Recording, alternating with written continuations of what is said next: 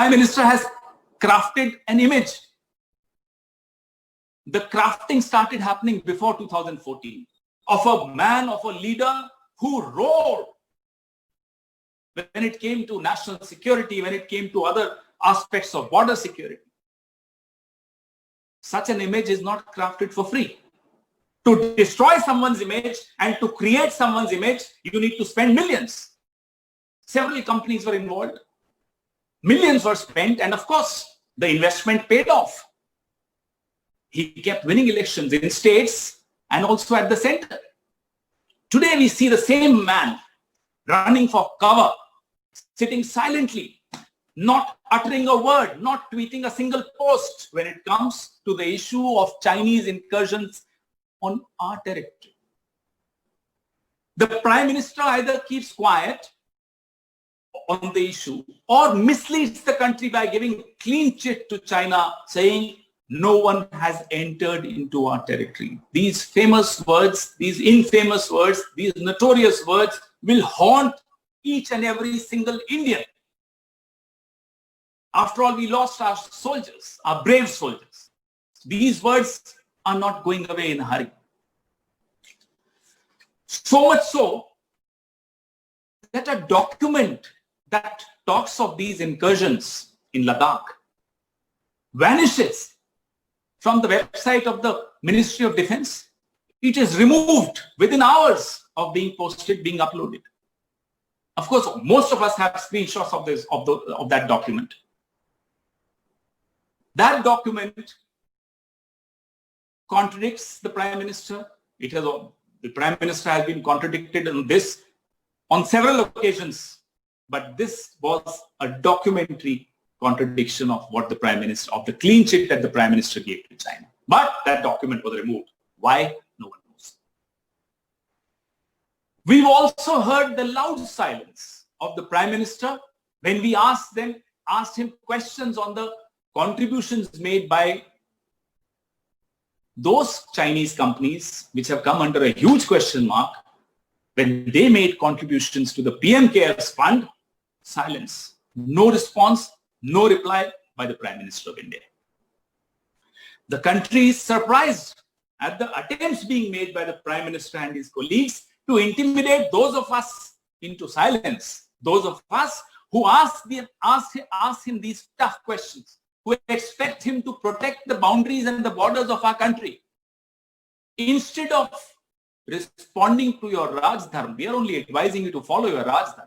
Instead of following our advice, you're trying to intimidate us into silence. I'm sorry, that's not happening. Don't expect us to keep quiet when our territory is being encroached upon by China so brazenly. When it comes to China, what exactly are your compulsions, Mr. Prime Minister? We want to know. Why do you close your eyes and slip into a silent mode when it comes to these incursions happening in Ladakh? After all, what kind of foreign policy is this? When everything is going all right, the Prime Minister is in airplane mode, traveling long distances to meet his Chinese counterpart. But when it comes to protecting our borders, the Prime Minister goes into silent mode. This cannot be a good foreign policy at all. After all, foreign policy is not going and having events abroad, getting applause abroad from the diaspora. It's much more than that. Some observers feel that the silence of the Prime Minister when it comes to China has something to do with his tenure as the Chief Minister of Gujarat, when he would look for excuses to travel to China, when he would open doors for Chinese companies in Gujarat, when he would advocate the need for Mandarin as a part of the curriculum in Gujarat. I don't know what state education policy, they call it NEP now here. What was the state education policy which made Mandarin compulsory when Prime Minister, when he was a Chief Minister, wanted Mandarin to be introduced in Gujarat? Some of the observers feel that the answers to these questions lie in that tenure of yours as the Chief Minister of Gujarat. When explosive information comes in public domain of the ruling Bharatiya Janata Party having partnered with those Chinese companies who have now been banned by the Modi government after immense pressure from all of us, from all of you, when this information comes out in public domain that the BJP partnered with these very shady companies in the 2019 Lok Sabha elections, the country is forced to start looking for answers to all the questions around your silence, Mr. Prime Minister. The country thinks that the answers lie in this. We want to ask you. We want you to come clean. UC Web Mobile, company number 1, that got banned in July this year. In 2019, according to the expenditure report submitted by the BJP to the Election Commission of India, I've annexed all these documents. With the press release, you'll get these documents. According to the expenditure report submitted to the Election Commission of India, the BJP says that it hired UC Web Mobile to run their campaign. It is the same Alibaba-owned company, UC Web Browser, which was earlier in 2017 red flagged by the same government. Imagine, BJP's government red flags a company in 2017, accusing it of transferring data of Indians to China. But in 2019, 2 years later, the same BJP uses the same company, involves the same company in Indian elections in 2019. And of course, after pressure, last month, they banned this. What was the compulsion of involving this very company for elections, the company which you red flagged 2 years ago? We ask. There is another company, Gamma Ghana Limited, funded by Tencent of China. That's another company. So these two companies are linked. There is a link, a common link, which is a director, a gentleman called Po Shu Yuan. He's a director in Gamma Ghana Limited also, and he's also the director in Tencent of China. And Tencent of China funds Gamma Ghana Limited. Now this, again, the annexure will give you all the details. Last month, the government banned it, saying that this company was directly connected with the PLA. This company too was used by the BJP in the 2019 Lok Sabha election. Company number 3, ShareIt Technology, has an app called ShareIt. We've all heard about this app. This app was banned by the government last month for being a threat to the sovereignty and integrity of India. Was also hired by the BJP in our elections last year. We have seen how a non-political organization called the RSS kept doing exchange programs with the Communist Party of China.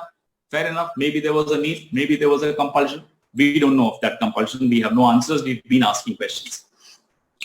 We've also seen the more than cordial relationship that the high-profile India Foundation has with China. Fair enough. We've been asking questions. No reply. The close association of the Vivekanand India Foundation, which currently plays a very critical role in policy formulation of this government, the close association which VIF shares with China is also well known. But to involve companies closely linked to the PLA in our elections comes as a shock to every single Indian. For every country, friends, elections have a supreme sanctity. Elections decide the future of every single citizen of the country. To involve a country that has forever been eyeing our territory, we haven't had exactly a very great relationship with China. It's always been a checkered relationship. So to involve these companies, to indirectly involve China itself in our elections is a very, very serious charge. It's a very serious issue, and it raises very, very serious questions. We ask some direct questions to the Prime Minister. What exactly is the nature of the relationship with China? What is the format of that relationship which you have with China? Why is it that you come across as very submissive in this relationship with China? These are very important questions. And these questions come from all these facts that we've been placing before you for over the last 3 months now. What influence does China wield on our establishment, and why? We want to know, why does China wield so much of influence on our establishment that the ruling party uses PLA-controlled companies in our elections. The elections don't belong to just a party. They belong to every single voter. They don't belong to BJP or the Congress. Elections belong to the voter. Why did your party take the help of China in the Lok Sabha elections in 2019? This is a straight, direct question. We expect an honest answer. In doing so, why did you give away vital data of Indian citizens to China through these companies to the Chinese establishment? What kind of data? How much of data? Why did you do that? Why did you compromise the data security and the privacy of our data of crores of Indians in involving these companies in your elections? The country has given immense love and respect to you, Mr. Prime Minister. It has made you win elections. You are where you are because of this country. It hurts every single Indian to see you in surrender mode when it comes to China. It's a brave, strong country which has a brave, strong army. We hate to say it, it has a weak Prime Minister. We want to know, why are you weak when it comes to China?